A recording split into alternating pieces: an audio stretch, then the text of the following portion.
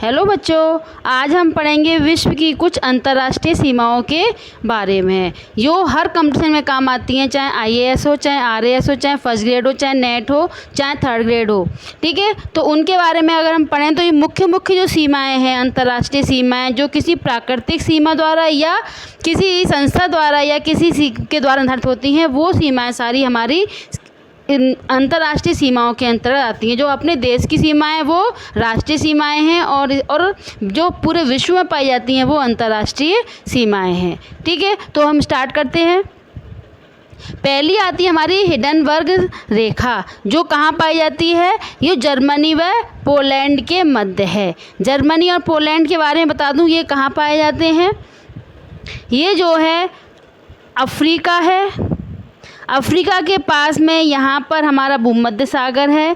भूमध्य सागर के पास यहाँ फ्रांस है। फ्रांस के पास में है हमारा जर्मनी और जर्मनी के पास है पोलैंड। ठीक है, तो जो हमारी हिंडनबर्ग सीमा है वो पाई जाती है हमारी जर्मनी और पोलैंड की सीमा जो है वो हमारी हिंडनबर्ग सीमा है। ठीक है, दूसरी आती है हमारी मैगिनॉट रेखा। ये जो रेखा है अभी मैं बता रही थी, जैसे ये अफ्रीका है, यहाँ फ्रांस है और ये जर्मनी। तो जर्मनी और फ्रांस के बीच जो सीमा निर्धारित होती है उसे बोलते हैं मैगिनॉट रेखा।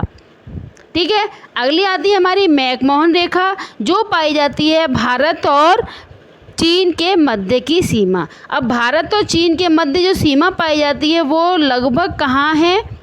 ये जो सीमाएं हैं ये जो है पूर्वोत्तर क्षेत्र में अधिक है, क्योंकि यहाँ पे हमारा ये नेपाल हो गया और नेपाल के पास यहाँ पर जो है फिर चीन की सीमा शुरू हो जाती है।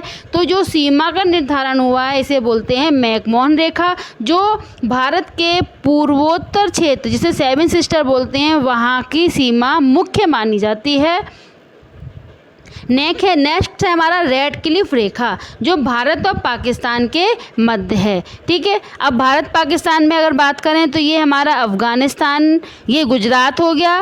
गुजरात के बाद में यहाँ राजस्थान है और राजस्थान के बाद ये जम्मू कश्मीर। तो जम्मू कश्मीर से लेकर गुजरात तक की जो सीमाएं हैं इसको बोलते हैं रेड क्लिफ रेखा। और दूसरी जो रेड क्लिफ रेखा मानी जाती है जो बांग्लादेश सीमाएं हैं, क्योंकि इसको बोलते हैं पूर्वोत्तर पाकिस्तान बोलते थे पहले। तो जो यहाँ पर जो सीमा है इसको भी हम जो भारत और बांग्लादेश के बीच में उसे भी रेड क्लिफ रेखा के नाम से ही जाना जाता है। ठीक है, नेक्स्ट है हमारा ड्यूरंड रेखा। ये जो है इसे भारत और अफ़गानिस्तान की सीमा मुख्य माना जाता है, लेकिन इस समय जो हिस्सा भारत का पाकिस्तान के पास है उस रेखा के आधार पर इसका निर्धारण हुआ है। तो ये सीमा को बोलते हैं भारत व पाक अधिकृत सीमा, जिसे ड्यूरंड रेखा के नाम से भी जाना जाता है। इसे अफ़गानिस्तान स्वीकार नहीं करता, वो इसके लिए स्वीकृत नहीं मानता है कि ये सीमा रेखा सही है। ठीक है, और एक बात और है कि ये जो है भारत की जो सीमाएं लगी हुई हैं अन्य देशों से उनमें सबसे छोटी सीमा अफ़गानिस्तान की ही मानी जाती है। नेक्स्ट है हमारी ज्यामितीय सीमाएं। ये सीमाएं जो किसी अक्षांश या देशांतर द्वारा निर्धारित होती है उसे बोलते हैं ज्यामितीय सीमाएं, जिसमें पहला आता है हमारा 17वीं अक्षांश रेखा, जो पाया जाता है उत्तरी व दक्षिणी वियतनाम के बीच। अब वियतनाम किधर है? ये चीन है। चीन के पास में यहाँ पर थाईलैंड और सभी पूर्वोत्तर क्षेत्र पाए जाते हैं और इसी जगह पर एक पतला लंबा सा एक देश है, इसे बोलते हैं वियतनाम। वियतनाम के जो दूसरे दो हिस्से होते हैं इसमें उत्तरी व दक्षिणी वियतनाम है। तो ये जो है रेखा ये 17 डिग्री अक्षांश रेखा है। नेक्स्ट है हमारा 24वीं अक्षांश रेखा, जो कच्छ के पास है। अब 24वीं अक्षांश रेखा कौन सी है? ये हमारा गुजरात है। गुजरात का ये क्षेत्र जो कच्छ क्षेत्र है, यहाँ पर जो पाकिस्तान की सीमा निर्धारण होती है इसे बोलते हैं, ये 24 डिग्री अक्षांश द्वारा निर्धारित होती है, इसीलिए इसे बोलते हैं कच्छ के भारत और पाकिस्तान के मध्य की अक्षांशीय सीमा। इसे भारत स्वीकार नहीं करता, भारत इस सीमा का खंडन करता है। वो कहता है कि ये सीमा हमारे निर्धारण के लिए नहीं है। नेक्स्ट आता है हमारा 38 डिग्री अक्षांश रेखा, जो पाई जाती है उत्तरी कोरिया व दक्षिणी कोरिया के बीच। ठीक है, अभी मैंने वियतनाम के बारे में बताया था। वियतनाम कहाँ पर है? इस जगह पर, यानी कि चीन के दक्षिण पूर्व में, और चीन के उत्तर पूर्व में ये कोरिया पाया जाता है। कोरिया दो हिस्सों में बटा हुआ है, पहले एक ही था, अब दो हिस्से हो गए हैं, उत्तरी कोरिया व दक्षिणी कोरिया। और इसकी सीमा का जो निर्धारण होता है वो होता है 38 डिग्री अक्षांश रेखा के द्वारा। नेक्स्ट आता है हमारा 22वीं अक्षांश रेखा, जो मिस्र व सूडान के बीच में है। ठीक है, मिस्र पता है कहाँ पर है? ये हमारा अफ्रीका है, ये हमारा लाल सागर है, और ये हमारा अरब का मरुस्थल है। तो मिस्र नदी के बारे में पता ही होगा, वहीं पर ये मिस्र है, मिस्र के पास ही सूडान है, और इन दोनों के बीच जो सीमा रेखा है इसे बोलते हैं 22 डिग्री अक्षांश रेखा। नेक्स्ट आता है हमारा 49वीं अक्षांश रेखा या 49 डिग्री अक्षांश रेखा, जो पाई जाती है उत्तरी अमेरिका व कनाडा के बीच। ठीक है, ये जो हमारा अमेरिका है, अमेरिका में जो इसके पार्ट बताती हूँ। पहले ये अलास्का है, इसके बीच में ये यहाँ पर झील पाई जाती हैं, और इसके ये कनाडा है, ये अमेरिका है, और नीचे वाला हिस्सा कहलाता है हमारा मैक्सिको। ठीक है, अब हम बात करें ये कि कौन सी है, तो ये कनाडा और अमेरिका के बीच जो ये सीमा रेखा बनी हुई है इसे बोलते हैं 49वीं अक्षांश रेखा। इसकी ये जलीय क्षेत्र में भी पाई जाती है और स्थलीय क्षेत्र में भी मानी जाती है। क्यों मानी जाती है? क्योंकि यहाँ पर जो है 5 झीलें हैं, सुपीरियर, मिशिगन, इरी, ओंटारियो।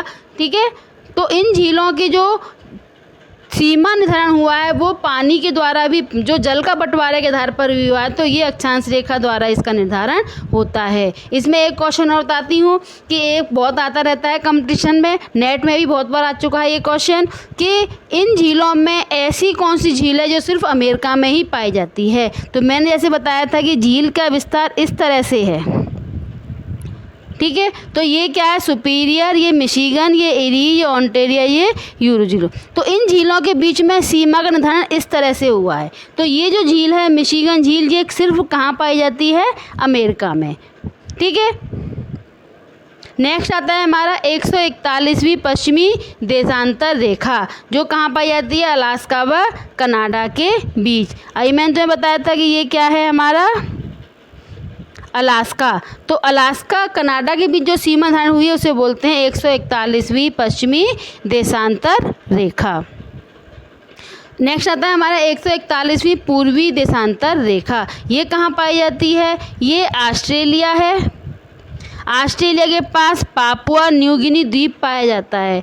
ये पापुआ न्यू गिनी द्वीप के बीच में ये पापुआ के पास है इरी और पापुआ, और यहाँ ये न्यू गिनी। ठीक है, तो ये इरी और पापुआ के बीच जो देशांतरीय निर्धारण होता है उसे बोलते हैं 141वीं पूर्वी देशांतर रेखा। ठीक है, अब आती हैं हमारी पर्वतीय सीमाएं, कि पर्वतीय सीमाएं कहाँ कहाँ पाई जाती हैं। तो पहला आता है हमारा हिमालय पर्वत, जो कहाँ पर है? सबको पता है हिमालय कहाँ पर है। ये हमारा ये भारत का नक्शा है। ठीक है, भारत में ये हिमालय पर्वत इस तरह से विस्तार माना जाता है। तो इसका कुछ हिस्सा जम्मू कश्मीर में है, लेकिन जो मुख्य हिस्सा है वो चीन और नेपाल के बीच में माना जाता है। तो हिमालय द्वारा जो निर्धारण होता है वो नेपाल व चीन की सीमा का मुख्य रूप से होता है। कुछ हिस्से में भारत का भी होता है, लेकिन मुख्य जो है वो नेपाल व चीन का है। नेक्स्ट है हमारा यूराल पर्वत, एशिया व यूरोप के मध्य। यूराल पर्वत कहाँ पर है? यूराल पर्वत जो हमारा यूरोपीय जो यूरेशिया है, यूरेशिया शब्द का नाम सुना है? यूरोप और एशिया। यूरोप एशिया यानी कि रूस है, रूस के दो हिस्से हुए हैं, एक तो यूरोपियन रूस कहलाता है और एक एशियाई रूस। तो इन दोनों के बीच जो सीमा का निर्धारण होता है, अगर मैं इसको एक बड़ा सा हिस्सा बना दूँ, सबसे बड़ा देश माना जाता है रूस।